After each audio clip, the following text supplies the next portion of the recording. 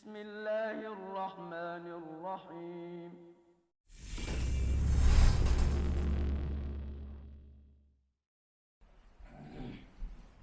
ہم بہت ممنون ہیں مولانا قبلہ حسن ماروی صاحب کے.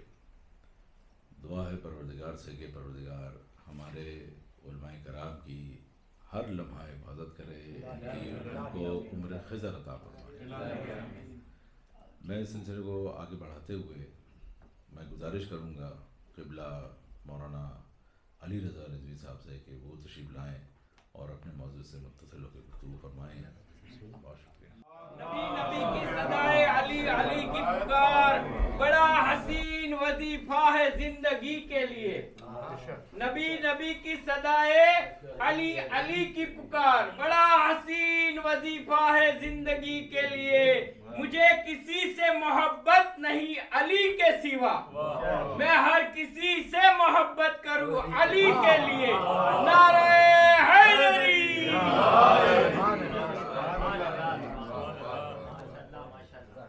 اعوذ باللہ من الشیطان الرجیم. بسم اللہ الرحمن الرحیم. الحمد للہ رب العالمین والعاقبۃ لأہل التقوی والیقین والصلاة والسلام علی اشرف الانبیاء والمرسلین خاتم النبیین بالقاسم محمد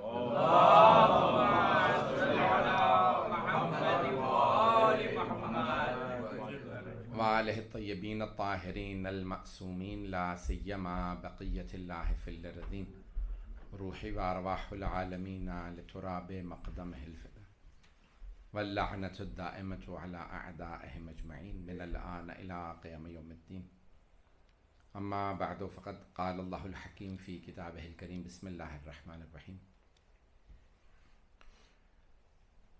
الرحمن خلق الانسان علمہ البیان. صدق اللہ العلی العظیم. صلوات. اللہم صل علی محمد وآل محمد. تکبیر. نعرہ رسالت. نعرہ حیدری. محمد وآل محمد بآواز بلند صلوات.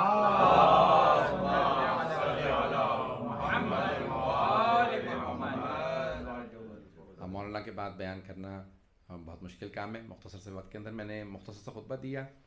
مولانا نے فرمایا کہ وہ شاعر نہیں ہیں, لیکن میں گواہی دے رہا ہوں شاعر نہ ہوتے ہوئے بہت بڑے ادیب ہیں. ان کی بہت سے ترجمے چھپے ہیں اور بہت سے لوگوں کو اندازہ بھی نہیں کہ انہوں نے کتنا اردو ادب پہ کام کیا.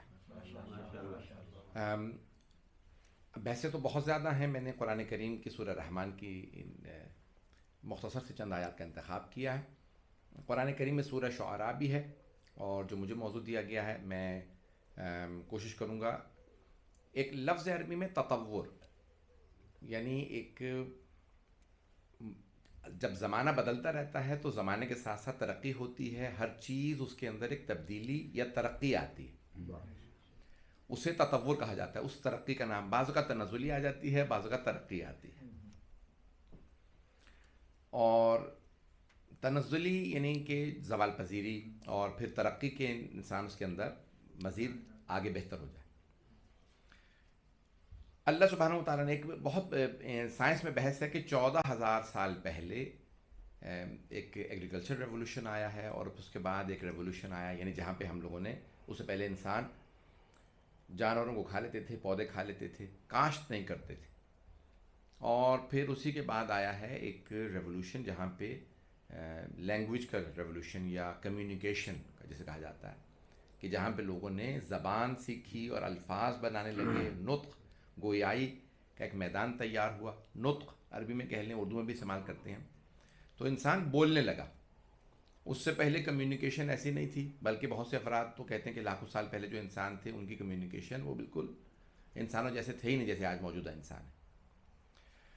تو یہ اب انسان اندازہ ہی لگا سکتا ہے کہ اگر یہ واقعاً صحیح ہے 14,000 سال پہلے, تو پھر یہ جناب آدم علیہ السلام 14,000 سال پہلے آئے ہیں, جو ایگریکلچر ریولوشن لے کے آئے ہیں, پھر نطق لے کے آئے. علمہ البیان. اللہ فرما رہا ہے یہ اللہ ہے جو رحمان ہے, جس نے انسان کو خلق کیا اور اسے بیان عطا کیا.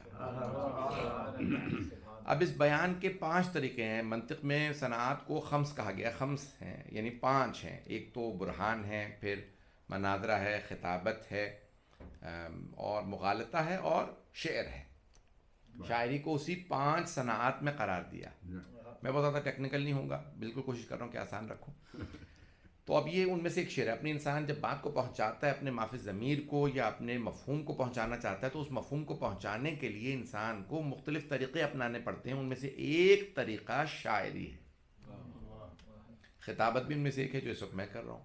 اس طرح سے مناظرہ ہے, مغالطہ, یہ ساری چیزیں. برہان سب سے اعلیٰ چیز ہے. اب مجھے اس کی تفصیل میں نہیں جانا. شاعری کے متعلق جیسے امیر المومنین سے سوال کیا گیا ہے, نہج البلاغہ میں بھی دیکھ رہا تھا اس کو بھی, کہ مولا کے جو 3 حصے نہج البلاغہ کے خطبات ہیں, مکتوبات ہیں, اور پھر کلمات قصار جو حکمتیں جسے کہا جاتا ہے اردو میں, یا مختصر شارٹ سینگس. اب اس میں 455 نمبر پہ مولا سے سوال کیا گیا, سئل من اشعر الشعراء, سب سے بڑا شاعر کون ہے؟ تو مولا نے کہا کہ سب کے میدان الگ الگ ہیں. کوئی کسی میدان کا شاہ سوار, کوئی کسی میدان کا. یعنی کیونکہ سب کے, میں مثال کے طور پہ غزل میں کوئی ہوگا, نظم میں کوئی ہوگا, سلام میں کوئی ہوگا, مرثیے میں کوئی ہوگا. میں اپنے انداز سے پیش کروں کیونکہ سب کے میدان الگ ہیں. ایک مثال کے طور پہ مرثیے کو شاعر آپ کہیں کہ بتائیے اس کی غزل کیسی ہے, اس نے غزل کہی نہیں مثال کے طور پہ. یا اگر غزل کہی ہے تو اس کا وہ شاہ سوار مرثیے کا ہے, وہ غزل کا نہیں. میرے جملے پہنچ رہے ہیں؟ میں کنفیوژن تو نہیں پھیلا رہا؟ تو اب میں نے تمہید اتنی لمبی باندھ دی ہے, گھنٹے کی مجھے معلوم ہے تقریر نہیں ہے, مختصر تقریر ہے. یہ پوری ایک تاریخ ہے. اب ابھی مولانا نے جو مثال دی بہت خوبصورت مثال تھی, کہ دیکھیں یاد رکھیے گا کہ جیسے جیسے زمانہ بدلتا ہے خود زبان بدلنے لگتی ہے, اور مختلف زبانوں کے الفاظ اس زبان میں آنے لگتے ہیں. اردو جب کراچی میں آئی تو وہاں کی کراچی میں آنے کے بعد اس نے ساری زبانوں سے کچھ نہ کچھ الفاظ بھی لیے ہوں گے, اس کا اثر بھی لیا ہوگا. اور جب وہ لکھنؤ میں تھی تو اس کا کچھ اور مزاج تھا. تو صرف افراد نہیں بدلتے, بلکہ افراد کے ہجرت کر جانے سے اس کی تہذیب بھی بدلتی ہے, اس میں اور الفاظ بھی آنے لگتے ہیں, اور نئے الفاظ جو دوسری زبانوں سے آتے ہیں اس پہ خود آج تک بحث ہے. وہ جب تک یاد ہے قوم مقدس میں لکھنؤ کے کچھ بزرگ علماء آئے ہوئے تھے, ادباء آئے ہوئے تھے, تو وہاں پہ بحث چل رہی تھی کہ ان سے پوچھا جائے کہ جو ہمارے انگریزی کے الفاظ آئے ہیں, فرنگی الفاظ انہیں کہا جاتا تھا, کہ یہ مثال کے طور پہ مذکر ہے یا مؤنث, ٹی وی مذکر ہے یا مؤنث, فریج مذکر ہے یا مؤنث. تو جب میں میں نے اس محفل میں موجود تھا, جب ان بزرگ علماء سے پوچھا گیا, ان میں سے کچھ ابھی اس دنیا میں نہیں ہیں, تو کہنے لگے تمام فرنگی الفاظ پہ اختلاف ہے, یہ مذکر ہے یا مؤنث. کچھ لوگ کہتے ہیں ٹی وی اچھی چل رہی ہے, کچھ کہتے ہیں ٹی وی اچھا چل رہا ہے, کچھ کہتے ہیں آپ کے گھر کی فریج کیسی ہے, کچھ کہتے ہیں آپ کے گھر کا فریج کیسا ہے. مذکر میں دونوں بولے جاتے ہیں. تو لکھنؤ کے مولانا کے ہی قریبی کچھ دوست تھے, تو ان میں سے کچھ نے کہا کہ یہ کیونکہ انگریزی کے الفاظ ہیں, اردو کے ہیں نہیں, تو اس لیے ان کے اوپر مذکر مؤنث میں اختلاف ایک طبیعی سی چیز ہے. اور اگر کراچی میں کسی لفظ کو مذکر بولا جا رہا ہے اور لکھنؤ میں مؤنث بولا جا رہا ہے, تو یہ وہ لکھنؤ اور دہلی کے 2 مکتبوں کا اختلاف نہیں ہے, بلکہ ثقافت کا اختلاف. میرے جملے یہ تو کئی مرتبہ, تو یہ الفاظ جب انسان الگ الگ تہذیبوں میں چلا جاتا ہے تو اس کے الفاظ بدل جاتے ہیں. مثال کے طور پہ دہی کھٹا ہے یا دہی کھٹی ہے, جس طرح سے دہلی اور لکھنؤ کے اندر اختلاف ہے کہ لکھنؤ میں دہی کھٹی ہے اور لکھنؤ کا دہی کھٹا. پتہ نہیں میرے جملے پہنچ رہے ہیں. اسی طرح سے کوفہ اور بصرہ 2 عربی کے بھی بہت بڑے سکول ہیں. کوفے کے لوگ کیسے بولتے تھے اور بصرہ کے لوگ کیسے بولتے تھے. تو اب پوری تاریخ اگر آپ اٹھا کے دیکھ لیجئے گا تو اردو ادب میں بھی ایسے ہی الفاظ کچھ افراد نے تاریخ میں بھی, جیسے میر انیس کا بہت بڑا نام ہے, کہہ لیں کہ مرثی میں سب سے بڑا نام ہی میر انیس, اور صرف تھے نہیں آج بھی ہیں میر انیس. یعنی بڑے بڑے ایسے افراد شعراء گزرتے ہیں کہ جن کے بہت سے ریپلیسمنٹ آ جاتے ہیں, کچھ افراد کا کوئی نیم البدل آتا ہی نہیں. تو آج تک میر انیس کا کوئی نیم البدل آیا ہی نہیں. تو اچھا, سب سے بڑا ان کا کمال یہ ہے کہ انہوں نے مرثیے کو بہت سلیس کہا ہے. اور کامیابی کیا ہوتی ہے سلیس کا کہنا, کیا یعنی جب آپ بات کر, جیسے میں مولانا پیش کر رہے تھے کہ دیکھیں بیان, میں مثال کے طور پہ وہی میر انیس اگر کسی ایسے دیہات میں جا کے پڑھیں کہ جہاں اردو زبان سمجھی ہی نہیں جاتی, تو ان کا خود بخود اسلوب بدل جائے گا کہ میں ایسے بات کروں کہ یہ لوگ سمجھیں. اور وہی میر انیس جب لکھنؤ کی تہذیب میں آئیں گے جہاں جانتے ہیں کہ یہاں بچہ بھی شعر سمجھ لیتا ہے, تو ان کے بیان کا انداز بدل جائے. تو اب تاریخ بدلتی رہی, الفاظ بدلتے رہے, مشکل اردو کو سمجھنے والے نہیں رہے, تو اس لیے اب ہماری مرثیے کی کہہ لیں کہ مرثیہ گوئی بھی اس کے اندر آسانی لائی گئی اور پھر بدل بھی گئی. بہت سے بڑے بڑے ہمارے خود پاکستان میں بھی میں نے جیسے وحید الحسن ہاشمی صاحب مرحوم لاہور کے بہت بڑے مرثیے کو شاعر میں ان کے کچھ مرثیے پڑھے اور بہت سے شعراء ہیں. تو سب سے بڑا جو کہہ لیں کہ فرق ہے پرانی تہذیب میں، ایک تو عربی اور فارسی غالب ہے پرانے مرثیوں پہ، اور نئی جو اردو ہے اس میں شاید ہندی کے بھی الفاظ ہوں اور دیگر تہذیبوں کے بھی الفاظ موجود ہوں. دوسرا جو فرق میں نے محسوس کیا ہے کہ ایک کمال ہوتا ہے کہ انسان کلام ایسے کرے، یہ خطابت میں بھی ہوتا ہے اور یہ شاعری میں بھی ہے، کہ جب انسان کسی کلام کو پیش کرے تو اسے محسوس ہونے لگے یہ ہو رہا ہے. یہ ایک بہت بڑا کمال ہے. اور میر انیس کو سب سے بڑا جو کمال حاصل تھا اعلی اللہ مقامہ، کہ جب وہ مرثیہ کہتے تھے تو لگتا تھا کہ یہ سامنے ہو رہا ہے. ان کے مرثیے میں کس شیر کی آمد ہے کہ رن کانپ رہا ہے، تو لگتا تھا کہ حضرت عباس قدم رکھ رہے ہیں اور وہ باقاعدہ آپ کے سامنے موجود ہیں.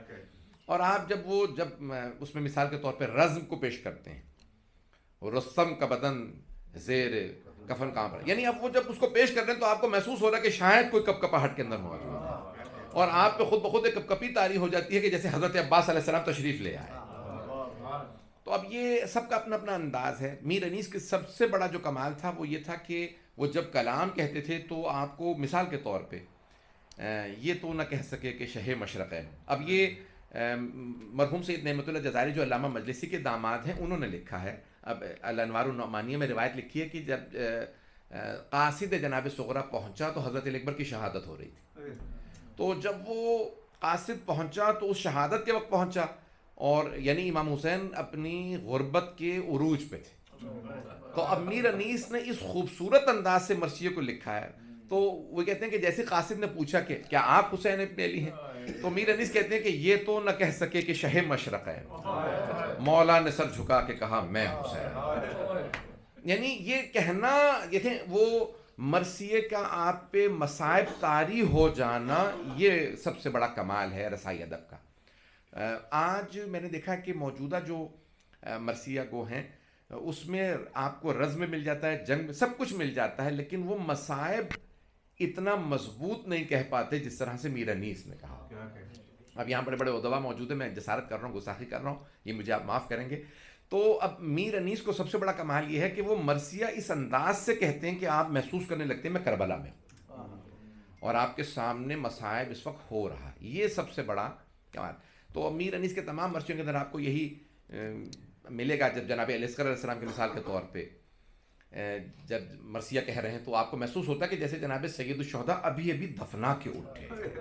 میر انیس کا جب آپ پڑھیں گے مرثیہ تو آپ کو محسوس ہوتا ہے کہ آپ تدفین میں شریک تھے، سامنے آپ کے جناب علیہ السلام کو مولا حسین. یہ جو مرثیہ کا مصائب طاری ہوتا ہے، میں سمجھتا ہوں کہ سب سے بڑا کمال یہی ہے کہ کسی بھی مرثیہ کا کام ہی جو ہے آپ پہ مصائب طاری کرنا ہے. میں چند ایک باتیں کہوں گا، اس کے اندر اگر گستاخی ہو جائے، جسارت ہو جائے تو مولانا مجھے معاف کریں گے. ایک اور چیز ہے کہ دیکھیں اس کی ادائیگی. میں مثال دے رہا ہوں صرف، جیسے نیوز کاسٹر ہوتے ہیں تو وہ کیا کرتے ہیں، ان کی ٹریننگ ہوتی ہے. وہ کہتے ہیں آپ نے بری خبر دینی ہے، فلاں ملک کے بادشاہ کا انتقال ہو گیا، تو فوراً اپنے مسکراہٹ کو مٹائیں گے اور کہیں گے فلسطین کے صدر کا انتقال، مثال کے طور پہ. یعنی کیسے ادا کرنا ہے. کبھی بھی مرثیے کو مسکرا کے نہیں پڑھا جاتا. مجھے نہیں میرے جملے پہنچ رہے ہیں کہ نہیں. یعنی اس کی ادائیگی بہت اہم ہے. آپ پہ اگر خود غم طاری نہیں ہے، مجھ سے اکثر لوگ پوچھتے ہیں کہ بھی آپ کا مصائب میں، پاکستان میں لوگ کہتے ہیں کہ جی ہم کسی اردو خطیب اتنا لمبا مصائب میں پڑھتا تھا تو اس میں کیا. تو میں نے کہا کہ کبھی یہ نہ کریں کہ میرے مصائب پڑھیں، کوشش کریں مصائب طاری کریں. جب آپ پہ طاری ہو جائے گا تو پھر آپ دوسرے پہ بھی طاری کروا لیں. جب مرثیہ پڑھنے والا اپنے اوپر مرثیہ طاری کر لیتا ہے، یعنی آپ کے اوپر وہ واقعاً اثر ہونے لگے، آپ محل محسوس کریں. یقین معنی میں بھی پچھلے دنوں دیکھ رہا تھا، کسی کا انٹرویو دیکھ رہا تھا، تو اب انتقال کر کے ہندوستان کے بہت بڑے ایک میوزیشین تھے. میں جملے عجیب و غریب اس کے الفاظ سے، اس نے کہا کہ اگر غم طاری کرنا ہوتا ہے تو پہلے اپنے اوپر غم طاری کرو، پھر اس کے بعد اس کو ادا کرو. جب وہ اس میں اس حد تک لحاظ رکھ رہے ہیں تو اس کا تو تعلق ہی اہل بیت سے. جب آپ کربلا اپنے اوپر ہی طاری نہیں کر پا رہے تو دوسروں پہ کیا طاری کریں. ایک اور جملہ یہ میرے بچوں کے لیے خاص طور سے، یہ جو آج کل سارے اس وقت بہترین ان کی سب کی آوازیں، میں ابھی گھر میں بحث کر رہا تھا، تو یقین مانیے کہ یہ وہ نسل ہے، یہ وہ بچے ہیں کہ جو آئندہ آنے والی نسل کے اندر ادب و آداب سے اور اچھی آواز اور اچھے انداز سے اس کو ادا کر رہے ہیں. تو میں یہ آپ لوگوں کے لیے خاص طور سے بچوں کے لیے پیش کر رہا ہوں. اس جملے کو ہمیشہ اگر یاد رکھیں، جو اب میرے بھائی ہیں، جو میرے بزرگ ہیں، ان کے لیے بھی جسارت ہے، لیکن پیش کر رہا ہوں. ایک جملہ کہا کہ بھئی میں کیا کہیں گے، آپ نے کس سے سیکھا؟ کہ بنارس میں میرے ماموں اور نانا دونوں میوزیشین سے، سارے الگ الگ سارے وہ، تو کہنے لگے کہ کیسے آپ اس ترقی، آپ نے اتنی ترقی کیسے کی؟ تو ایرانیوں نے نا ان کے نام پہ ایک بہت بڑا تھیٹر بنایا ہے، بسم اللہ خان تھیٹر، یعنی نام رکھا اس کا، تہران میں. تو میں انٹرویو سن رہا تھا، وہ اردو میں انٹرویو دے رہے تھے، سوالات جو ہے وہ ہندی میں ہو رہے تھے، اور وہ ایرانیوں نے اس کو بہت ان کے نام پہ بنایا ہے. تو وہ میرے آواز نہیں آ رہی جی، چلیں ختم پہ آ گیا ہوں آپ لوگوں کا. اب یہ میں تھوڑی سی درخواست کروں گا اس پہ غور کریں. تو انہوں نے کہا کہ میں نے اپنے ماموں اور نانا سے پوچھا کہ اس کا آپ کی بات کا اثر کیسے ہوتا ہے؟ کہ جس دن جھوٹ بولو گے اس دن بات کا اثر نہیں ہوگا. ایک میوزیشین یہ کہہ رہا ہے جس دن جھوٹ بولا ہو اس دن تمہاری موسیقی کا اور گانے کا بھی اثر نہیں ہو. جب موسیقی پہ اثر نہیں ہو رہا تو یہ تو ہے ہی مرثیہ، جس کا تعلق اللہ سے ہے، رسول اللہ سے ہے، جناب سیدہ کی خدمت. یہ سوز خانی تو خدمت ہی زہرا کی ہے. یہ جو الفاظ کہتے ہیں، جب آپ ایک کام کرنے لگے، مقدس کام کرنے لگے، تو کہتے ہیں اس مقدس کام کے لیے پہلے اپنے آپ کو پاک کرنا ضروری ہے. شاید یہ میں نے، اگر میری بات میرے بچوں تک خاص طور سے پہنچ گئی ہو، کہ یاد رکھیں جب وہ اپنی موسیقی، وہ کہہ رہے ہیں کہ جس دن ہم جھوٹ بول رہے تھے تو کہتے ہیں آج میں آپ کے لیے گانا نہیں گاؤں گا، کل گا دوں گا کیونکہ میں نے آج جھوٹ بولا. عزیزان گرامی، جب وہ دنیاوی کام میں اس حد تک لحاظ رکھ رہے ہیں تو ہمارا تو کام ہی دینی کام ہے.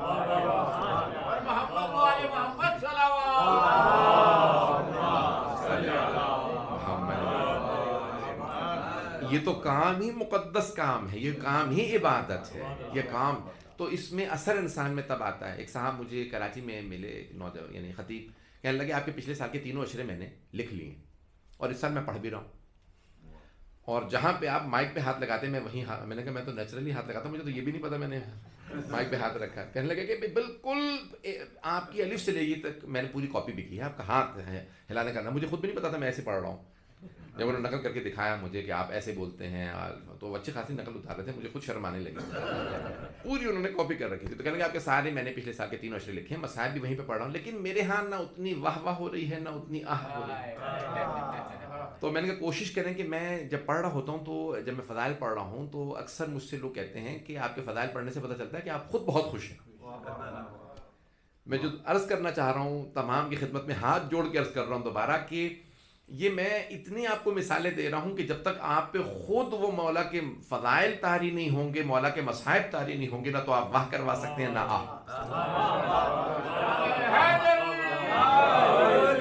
جب آپ فضائل پڑھیں اور آپ کو جب آپ میں سے قصیدہ پڑھ رہے ہیں تو اس کے اندر آپ پہ وہ قصیدت، جب آپ کا خود ہی باور نہیں ہے تو آپ لوگوں کو کیا باور کروائیں؟ جب آپ کا خود اس کے اوپر ایمان نہیں ہے تو آپ لوگوں کو کیسے ایمان دلوائیں گے؟ تو آپ کا اس کے اوپر بہت زیادہ ایمان ہونا چاہیے کہ ہاں قصیدہ پڑھ رہا ہوں، قصیدہ ہے، مولا امیر علیہ السلام کا ہے. گھبراہٹ کے اندر پڑھیں گے تو اس کا کچھ اور اثر ہوگا. ہر چیز کا ایک اثر ہوتا ہے. مجھے نہیں معلوم، مجھے جو ٹائم دیا گیا مجھے یاد نہیں، 20 منٹ کہے تھے. سوری آپ بتائیں.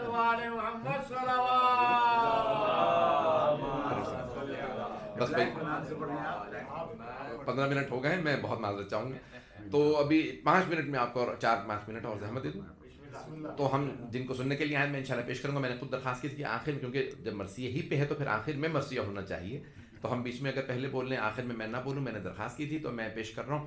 آخری جو پہلو پیش کروں گا، دیکھیں پرانے میں ایک بہت بڑے مرثیہ خان اب ان کو دوبارہ سننے کو نہیں ملتا، کہنے لگے کہ میں جب پہلی مرتبہ ان کی آواز بہت پیاری تھی، کہنے مرثیہ پڑھنے کے لیے گیا تو ایک بزرگ نے مجھ سے کہا، کہنے لگے برخوردار پڑھا بہت اچھا، لیکن آئندہ یاد رکھنا کہ اگر سیاہ رنگ کے کسی ایک بیگ میں اس مرثیے کی کتاب کو رکھ لیا ہوتا، جیسے مولانا بھی پیش کر رہے تھے کہ وہ لکھنؤ کی تہذیب جو پوری دنیا میں پھر رائج ہوئی اردو ادب کی، کہ اس کو جب وہ تکیے پہ رکھا جاتا ہے تو سیاہ رنگ کا اس پہ غلاف چڑھایا جاتا ہے, اس پہ مقدس نام لکھے جاتے ہیں یا آیت لکھ دی جاتی ہے پنجتن کے نام, اور کہنے لگے کہ دیکھو جب مرثیہ پڑھنے آ رہے ہو تو پھر اس مرثیے کے حساب سے کچھ عادات و اطوار بھی ہونی چاہیے.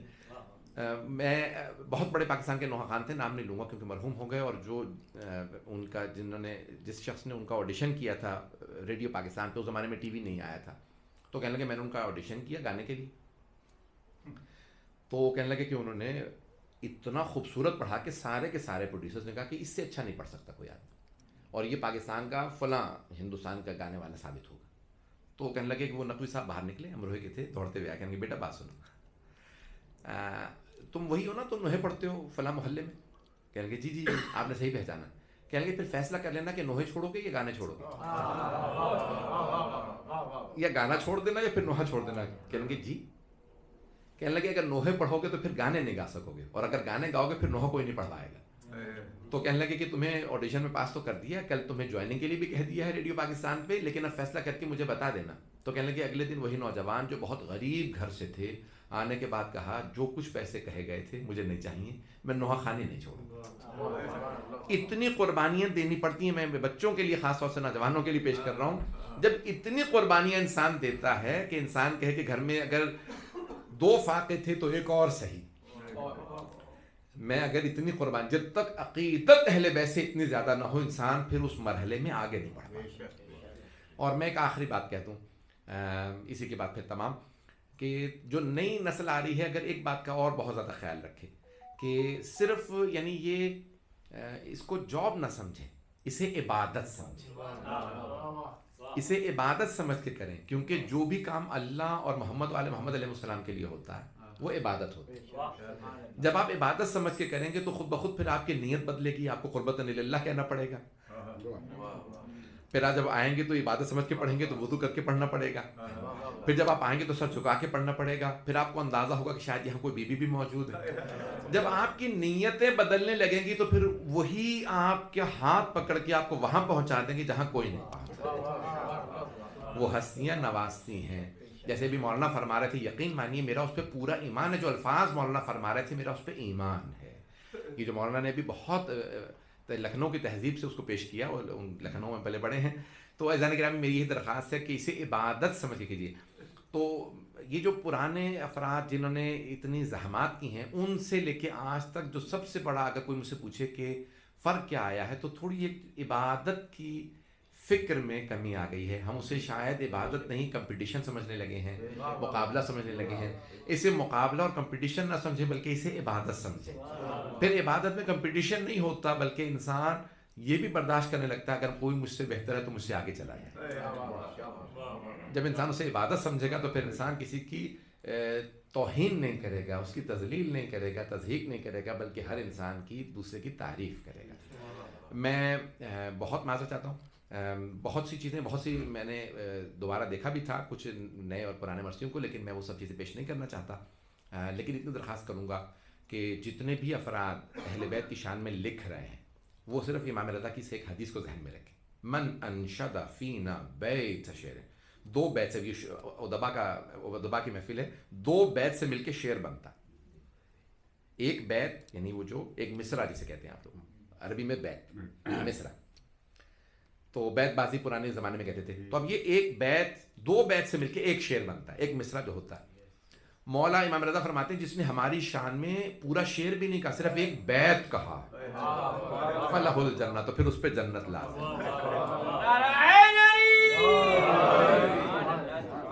بعض مقام پہ وجبت لہ الجنہ, تو اس پہ جنت واجب ہو جاتی ہے.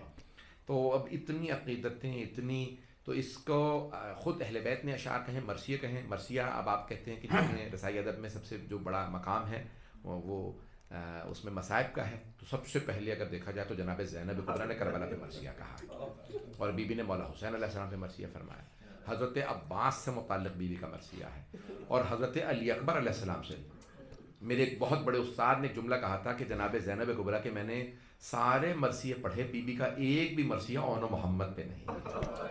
تو کہتے ہیں کہ یہ بی بی نے صرف اس لیے تاکہ کوئی یہ نہ سمجھے بی بی کا صبر ختم ہو, بی بی نے اپنے مولا پہ، اپنے امام پہ، اپنے بھائی پہ مرثیہ کہا ہے، مولا عباس پہ کہا ہے، جناب علی اکبر پہ کہا، اور جناب ام البنین کے مرثیے اگر آپ پڑھیں جو شیخ عباس قمی نے بھی لکھے ہیں، بی بی ام البنین کا، اے کربلا سے آنے والوں مجھے اتنا بتا دو کہ ابھی بھی فرات پہ بہہ رہے ہیں، یہ جناب ام البنین کا مرثیہ ہے۔ پھر خود ہی پھر رو کے فرماتی ہیں کہ مجھے اتنا بتا دو جب میرا شیر بیٹا عباس گھوڑے سے گرا تھا تو اس کا چہرہ پہلے لگا تھا یا سینہ؟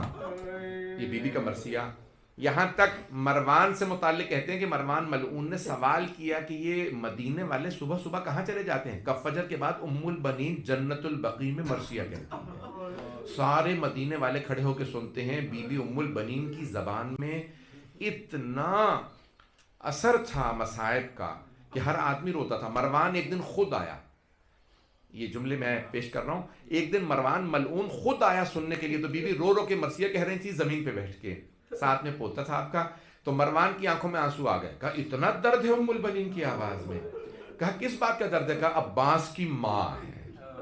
تو مروان نے پھر زہر دلوایا ایسا نہ ہو بنو امیہ کے خلاف بغاوت ہو جائے، اسے ڈر تھا کہ بنو امیہ کے خلاف بغاوت ہو جائے گی۔ اب سوچیں مرثیے کا اثر کیا ہے۔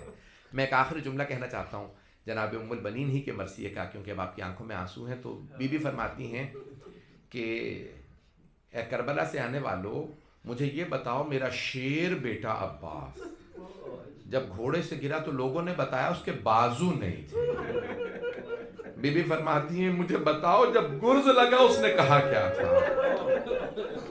اب یہ جو جملے ہیں نا مرثیے کے، اب آپ کو جدید نہیں ہے، آپ کو سارے مرثیے اہل بیت کے زمانے سے ملیں گے، چھٹے امام کے زمانے سے۔ ایک جملہ اور سن لیجئے، چھٹے امام کے زمانے میں امام نے اپنے ایک چاہنے والے سے کہا تمہارے بابا ہمارے اجداد کی شان میں مرثیہ کہتے تھے، کیا تم نے بھی کہا؟